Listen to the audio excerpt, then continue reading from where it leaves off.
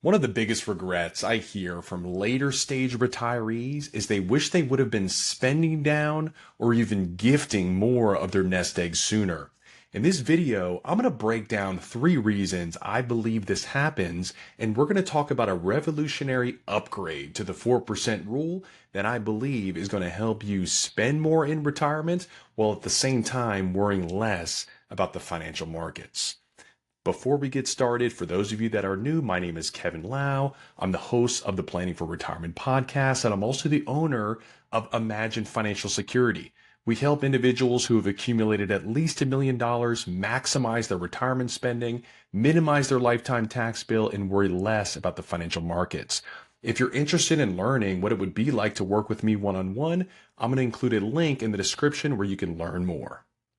Why don't we dive into today's episode on the whiteboard? All right, so the first reason I believe this happens, okay, now I'm talking about the older baby boomers, okay? These are individuals that have been retired, some of them for a decade plus, okay? And many of these individuals, many of the baby boomers that retired, let's say in 2008, 2009, 2010, right? Many of those individuals not only had Social Security, but they also had a pretty healthy pension, okay? I think we've been hearing a lot about this over the last decade. Pensions are going by the wayside. Well, the older baby boomers, many of them have pensions. And so if you look at this retirement income stability ratio, this is one of the stats that we track in our practice. And time again, many of the baby boomers that we serve that have been retired for a decade plus, or even a handful of years plus, much of their income is being met by fixed income sources. So fixed income sources for most people, Social Security, and then some people, if you're lucky enough to have a pension, maybe that's annuity income. Maybe it's income from real estate. Okay, you can potentially even call that a guaranteed income source.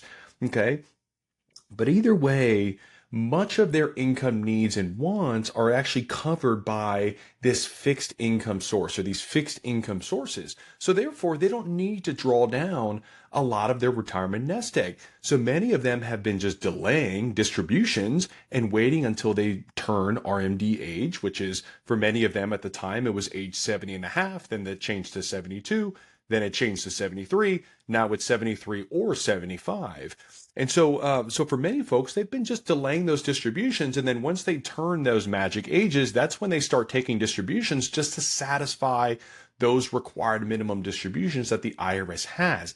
Then they start taking money out of their portfolio. But many of them are still not even spending the money or gifting the money. Many of them just take those distributions and reinvest after tax into some sort of brokerage account, into their trust account, and allowing those dollars to cook and compound, maybe for financial legacy, or maybe it's self-funding long-term care, or maybe just setting aside for just in case. But I find this is the first reason. It's just simply because their expenses aren't high enough to really warrant large distributions from the portfolio. Now, as the younger baby boomers continue to retire, and even the Gen Xers begin to retire, I believe this is going to shift. And many of these individuals will rely on their portfolio more. And the retirement income stability ratio may drop down to 35% or 45%, and therefore a higher need of their cash flow target for retirement is going to be needed from their investment portfolio. So I see this shift is going to be changing over time, but that's reason number one. Reason number two, from my humble opinion, and this is coming from someone who's been practicing financial planning for nearly 17 years, is financial planning software. Okay, this whole idea of a Monte Carlo simulation and running these 1,000 hypothetical simulations, 70% of which are never going to happen in your lifetime, but they're just there for compliance purposes to save the financial institution if it were to happen. Therefore, this Monte Carlo has been driving the advice that a lot of financial planners give their clients. And they're telling people, because if you think about a grading scale, when you're in college or high school, you're thinking, hey, I'm going to shoot for a 90% for an A, or I'm going to shoot for 100% to get a perfect score. Well, that's not how retirement planning should be looked at in the lens of this Monte Carlo simulation. Okay, but many people, many retirees, and many financial planners have been coaching these retirees to target this 85%, or 90% probability of success, or I'm not going to say worse, maybe this is your goal to have 100% probability of success, but 100% probability of success. And really all of this means is the percentage chance on the flip side that you're going to potentially need to make an adjustment. So someone with 100% probability of success in a Monte Carlo, out of the 1,000 hypothetical scenarios that the market could potentially deliver in your retirement years, there was not a single one that warranted any adjustment of spending in your retirement, not even by a dime. Okay. Now, I don't know about you, but I'd much rather enjoy my life, enjoy retirement, than worrying about this total black swan event that's not going to happen. And ultimately, if it did, just reducing your spending by $5 a month is going to continue to keep you on track. So this probability of success, in my opinion, and this evolution towards financial planning has been a big reason why many baby boomers are underspending in retirement. Truthfully, you can have a just fine of a retirement probability in the 50 to 60% range. Okay, assuming your goal is not to maximize financial legacy, or assuming your goal is not to maximize how much you leave to charity. Okay, if the goal is to maximize your retirement spending 50%, 60%, maybe if you're a little bit more conservative, maybe go towards 75 or 80% in terms of the Monte Carlo simulation, and you should be just fine. Okay, but we're going to talk about a solution or a framework that will help you if you do err on the side of the coin of being a little bit more aggressive in your spending. We're going to talk about a potential framework of retirement income distribution planning that you can implement to mitigate these potential risks going forward. And the third reason I believe retirees underspend substantially in retirement is because they use the 4% rule as the gospel. Don't get me wrong. The 4% rule has been revolutionary research, and we talked about this on the podcast this past week. If you missed this podcast episode, I just released it this past Tuesday. Make sure to check that one out. It's episode number 63. It's all about how to give yourself a raise in retirement. And I talked about the 4% rule. I talked about Bill Bengen's research that he did where he back tested every single 30-year rolling period in history, okay, since inception of the S&P 500 to figure out, hey, was there any potential 30-year rolling window where your portfolio did not last, did not sustain itself based on different variations of percentage rates of withdrawal? And what he found was starting with a 4% rate of withdrawal that first year in retirement, there was never a period of time where your portfolio was exhausted after 30 years. There were a few times where the portfolio lasted 33, 35, 36, 37 years, but never was there a period of time where your portfolio did not last at least 30 years. Now, there are a ton of downsides of the 4% rule. It's not a perfect research tool. It didn't factor in taxes. It didn't factor in more broadly diversified investment portfolio. It didn't factor in timing of other cash flows like Social Security. But it definitely gives us a nice starting point in terms of a benchmark of if you started with the 4% rule, there's been no scenario in history where your portfolio was exhausted in a 30-year time horizon. So just as an example on this one, to show you how this thing works, if you had $1 million portfolio and you were using the 4% rule, year one in retirement, okay, so the first year, you're going to draw down $40,000, okay? Then in year two, you're going to adjust that for inflation. So you're going to take 40,000, and let's say the inflation rate was 3% hypothetically. Now you're going to be taking out an additional $1,200 for a total of $41,200. Okay, that's all the 4% rule is. Just a starting rate of withdrawal and then adjusted for inflation each year thereafter. Okay, but again, not perfect. And the majority of the time, if you actually look at this graph here, the majority of the time, not only did the portfolio last at least 30 years, I mentioned this one period where it lasted 33, that was 1966, 1964, not a great time to retire, 1968, 1970, okay?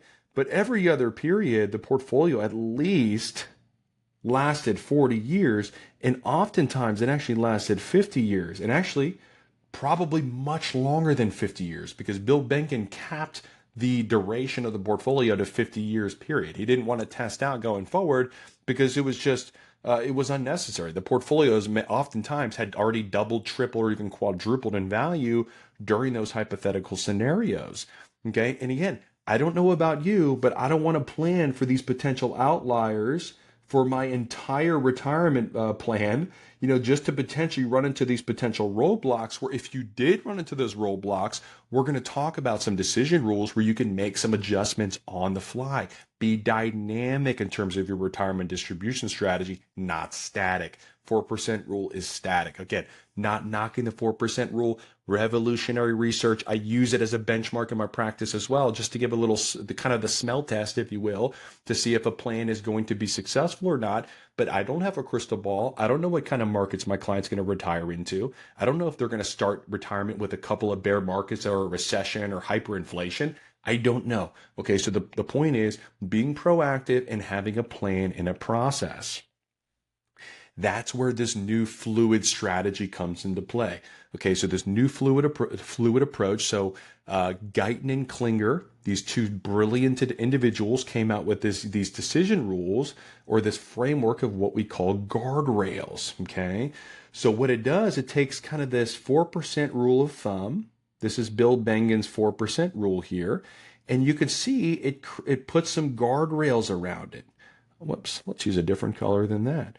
So let's use the capital preservation guardrail there. And then let's use this prosperity guardrail here on this side. So what it says is if your rate of withdrawal goes up by 20% over and above that initial rate of withdrawal, then you have to exercise what's called the capital preservation rule, meaning you just cut your withdrawal that year by 10%. Okay?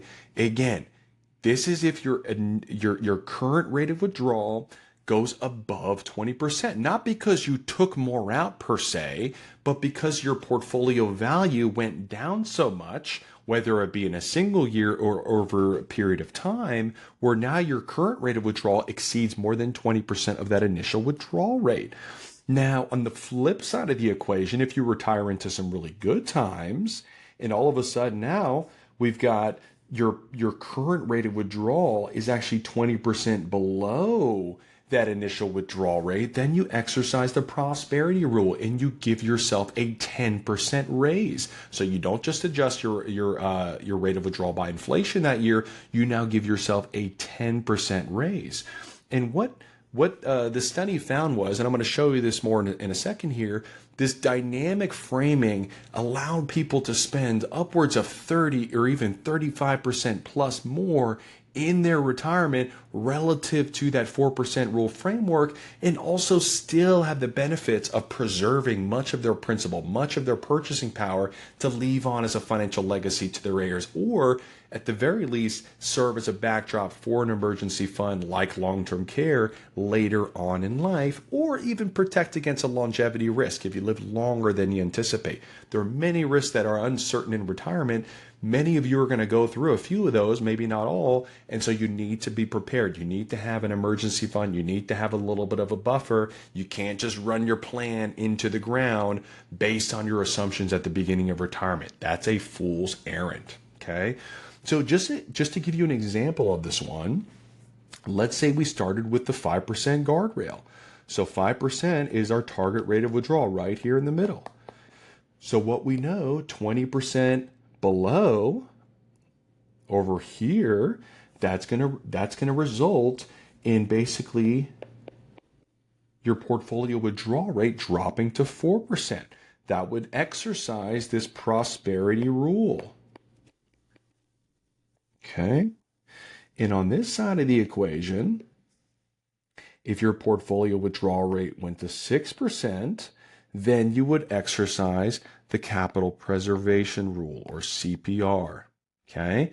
So let's say you were taking out of that same $1 million portfolio, instead of starting with $40,000, now you're starting with $50,000. Okay, so you're starting with a little bit more of an aggressive rate of withdrawal. Still, in my opinion, a pretty safe rate of withdrawal depending on your asset allocation and your overall strategy.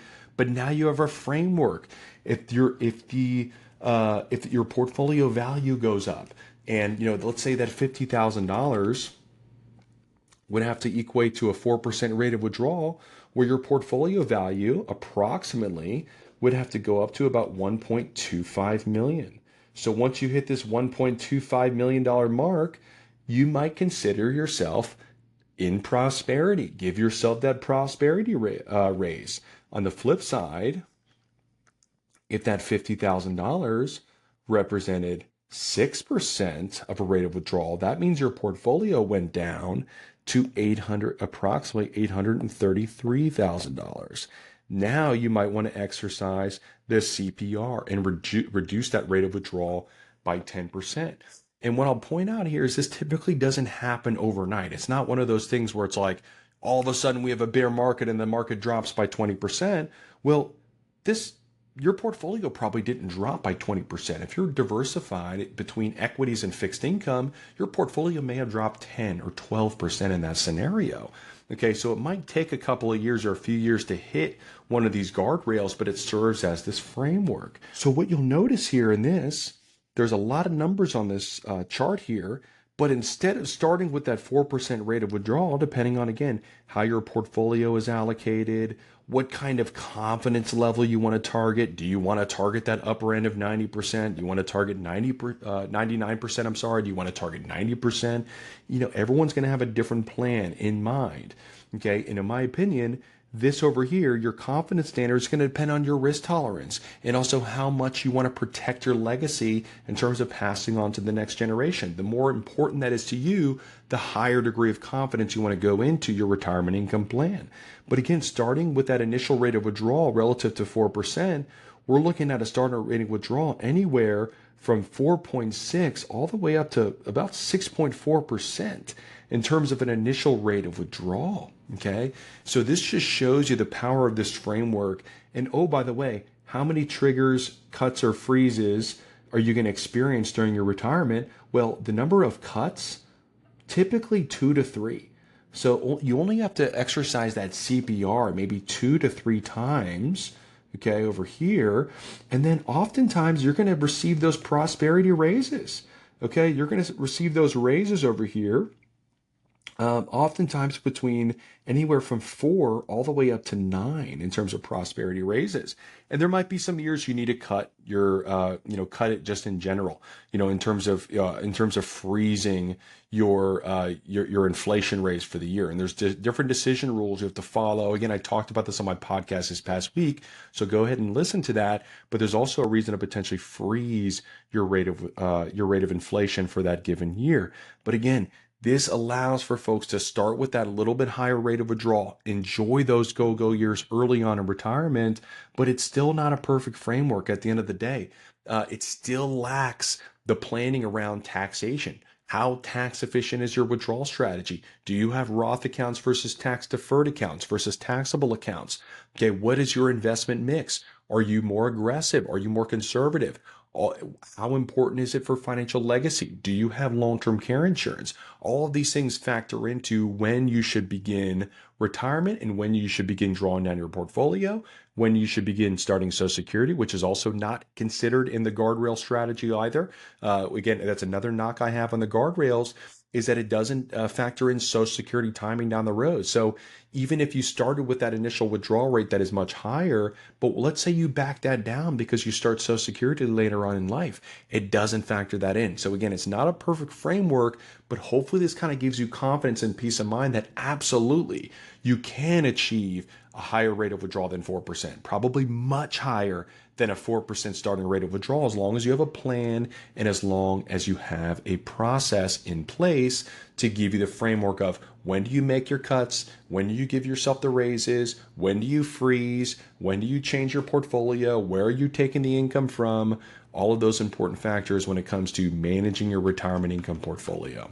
I hope you guys found this helpful, and if you did, make sure to like and subscribe to our channel. We're going to continue to bring great retirement content right to you every single week via podcast form, as well as these whiteboard fireside chats. And again, if you are interested in working with me one-on-one, working with my firm one-on-one, this is what we do for a living. We can help you figure out what is an optimal rate of withdrawal for you. how do you maximize your retirement spending? How do you minimize your lifetime taxes paid? How do you start worrying less about the financial markets? Go ahead and fill out that retirement readiness questionnaire. I'm going to link it in the show notes or in the description. You can check that out, learn more about what it would be like to work with us, and we'll learn more about you, more importantly, and how we can help you on your retirement planning journey. Thanks everyone. Until next time, this is Kevin Lau signing off.